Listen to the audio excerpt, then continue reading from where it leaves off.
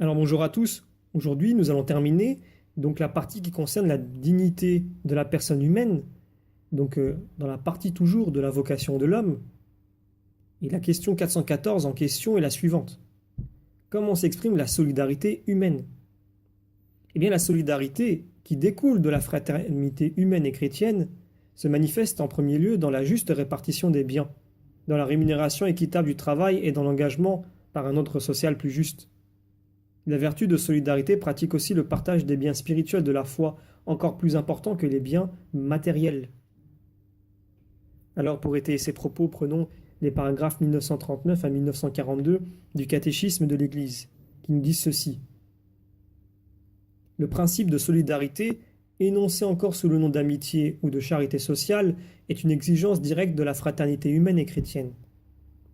Une erreur, ça c'est ce que nous dit Pie XII, aujourd'hui largement répandue, et l'oubli de cette loi de solidarité humaine et de charité, dictée et imposée aussi bien par la communauté d'origine et par l'égalité de la nature raisonnable chez tous les hommes, à quelque peuple qu'ils appartiennent, que par le sacrifice de rédemption offert par Jésus-Christ sur l'autel de la croix à son Père céleste en faveur de l'humanité pécheresse.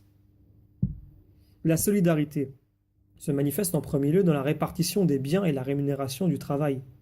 Elle suppose aussi l'effort en faveur d'un ordre social plus juste, dans lequel les tensions pourront être mieux résorbées et où les conflits trouveront plus facilement leur issue négociée. Les problèmes socio-économiques ne peuvent être résolus qu'avec l'aide de toutes les formes de solidarité.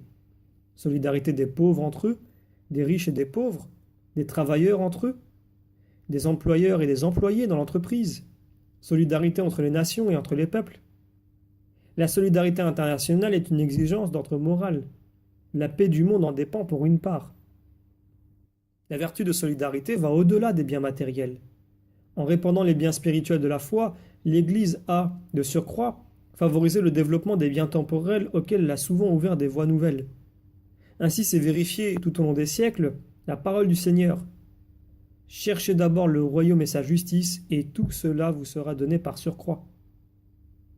Pie XII, dans son discours du 1er juin 1941, a dit ceci. Depuis 2000 ans, vit et persévère dans l'âme de l'Église ce sentiment qui a poussé et pousse encore les âmes jusqu'à l'héroïsme charitable des moines agriculteurs, des libérateurs d'esclaves, des guérisseurs de malades, des messagers de foi, de civilisation, de science à toutes les générations et à tous les peuples, en vue de créer des conditions sociales capables de rendre à tous possible une vie digne de l'homme et du chrétien.